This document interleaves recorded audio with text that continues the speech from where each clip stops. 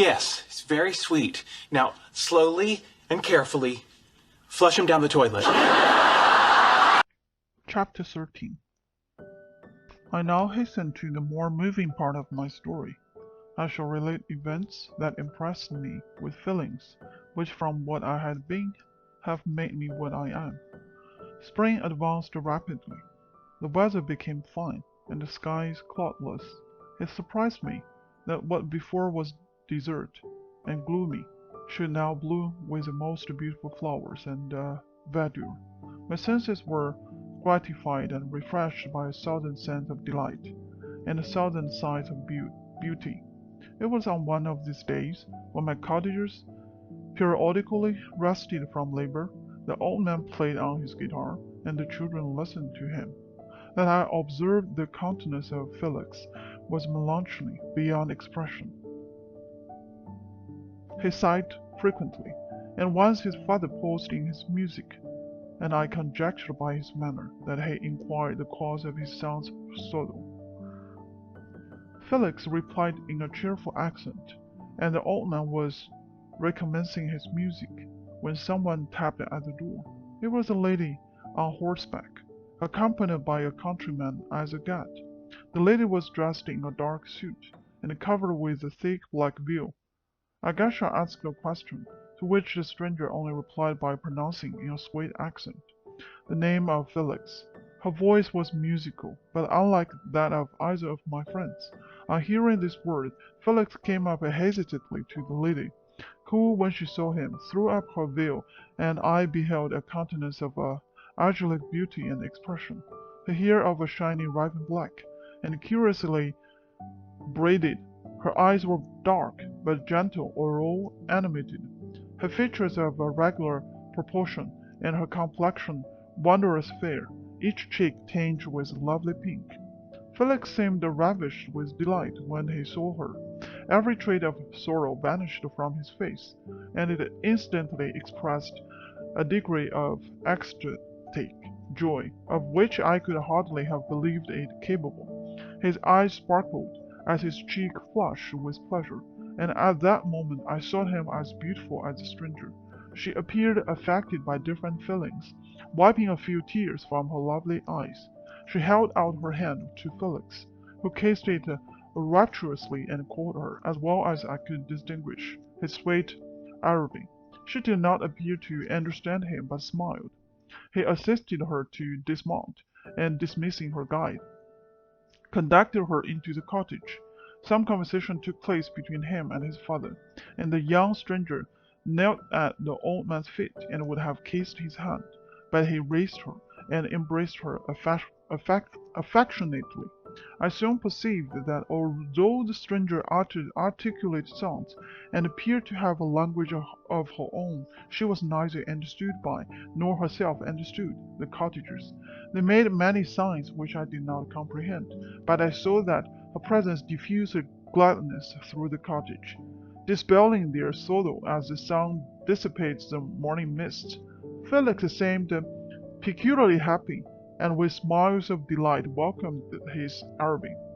Agasha, the ever gentle Agasha, kissed the hands of the lovely stranger, and pointing to her brother made signs which appeared to me to mean that he had been sorrowful until she came. Some hours passed though, while they by their countenances expressed joy the cause of which I did not comprehend. Presently I found by the frequent recurrence of some sound which the stranger repeated after them, that she was endeavoring to learn their language, and the idea instantly occurred to me that I should make use of the same instructions to the same end. The stranger learned about 20 words at first lesson. Most of them indeed were those which I had before understood, but I profited by the others. As night came on, Agasha and the Arabic retired early. When they separated, Felix kissed the hand of the stranger and said, "Good night, sweet Safie." He sat up much longer, conversing with his father, and by the frequent repetition of her name, I conjectured that their lovely guest was the subject of their conversation. I ardently desired to understand them, and bent every faculty towards that purpose, but found it utterly impossible. The next morning Felix went out to his work, and after the usual occupation of Agasha were finished, The Arabian sat at the feet of the old man, and taking his guitar, played some airs so entrancingly beautiful that they at once drew tears of sorrow and delight from my eyes. She sang, and her voice flowed in a rich cadence, swelling or drying away, like a nightingale of the woods. When she had finished, she gave the guitar to Agasha, who at first declined it. She played a simple air, and her voice accompanied it in sweet accent. But unlike the wondrous strain of the stranger, the old man appeared enraptured and said some words, which Agasha endeavored to explain to Safie, and by which he appeared to wish to express that she bestowed on him the greatest delight by her music. The days now passed as peaceably as before, with the sole alteration that joy had taken place of sadness in the countenances of my friends. Sophia was always gay and happy. She and I improved rapidly in the knowledge of language, so that in 2 months I began to comprehend most of the words uttered by my protectors. In the meanwhile, also the black ground was covered with herbage, and the green banks interspersed with innumerable flowers sweet to the scent in the eyes, stars of pale radiance among the moonlight woods. The sun became warmer, the nights clear and balmy, and my nocturnal rambles were an extreme pleasure to me, although they were considerably shortened by the late setting and early rising of the sun, for I never ventured abroad during daylight, fearful of meeting with the same treatment I had formerly endured in the first village which I entered. My days were spent in close attention, that I might more speedily master the language, and I may boast that I improved more rapidly than the Arabian, who understood very little and conversed in broken accents, whilst I comprehended and could imitate almost every word that was spoken. While improved in speech, I also learned the science of letters, as it was taught to the stranger, and this opened before me a wild field for wonder and delight. The book from which Felix instructed Safie was Bolognese Ruins of Emperors. I should not have understood the purport of this book had not Felix, in reading it, given very minute explanations. He had chosen this work, he said, because the declamatory style was framed in imitation of the Eastern authors. Through this work I obtained a cursory knowledge of history and a view of the several empires at present existing in the world. It gave me an insight into the manners, governments, and religions of the different nations of the earth.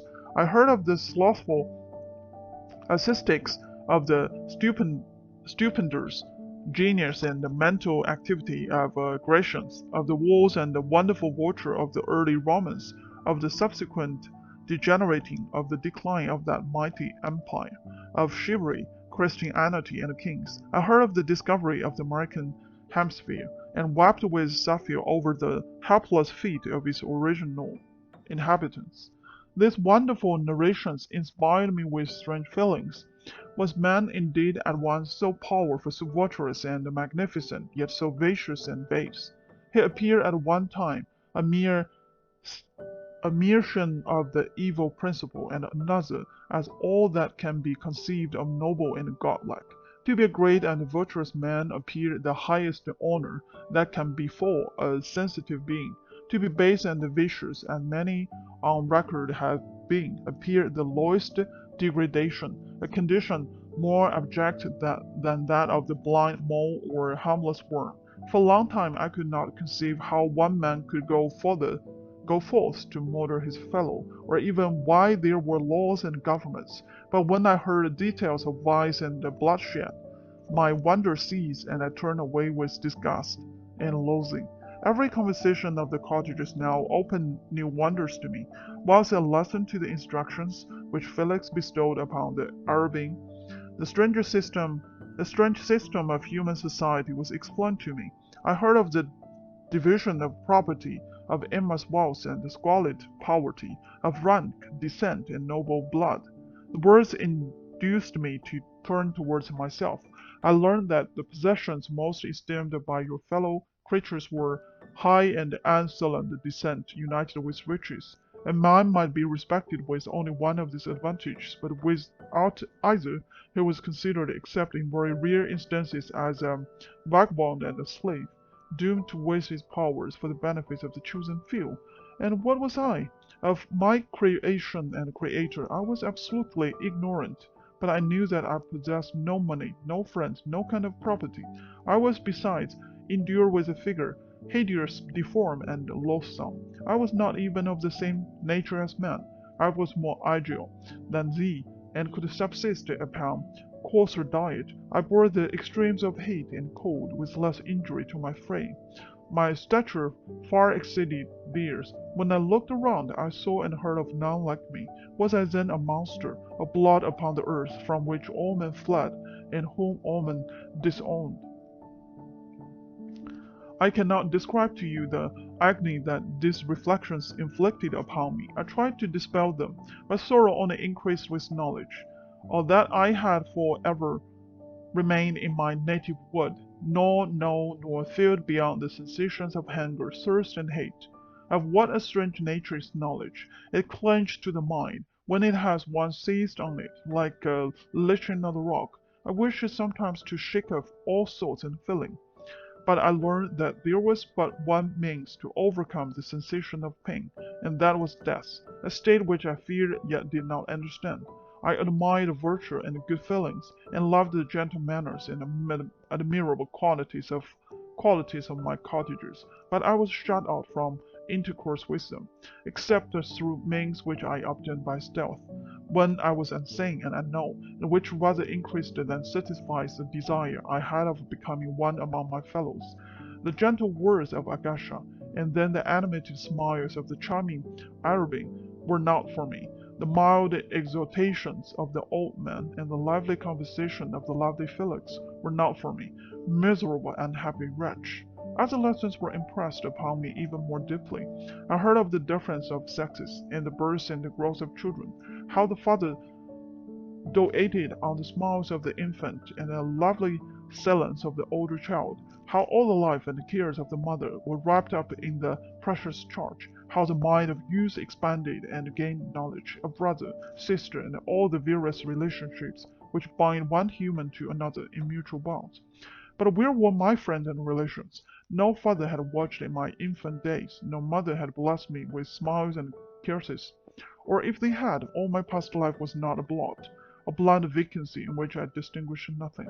From my earliest remembrance, I had been as then was in height and proportion. I had never yet seen a being resembling me, or who claimed any intercourse with me. What was I? The question again recurred, to be answered only with groans. It will soon explain to you what these feelings tended, but allow me now to return to the cottagers, whose story excited in me such various feelings of indignation, delight, and wonder, but which all terminated in additional love and reverence for my protectors. For so I loved in an innocent, half painful self-deceit to call them.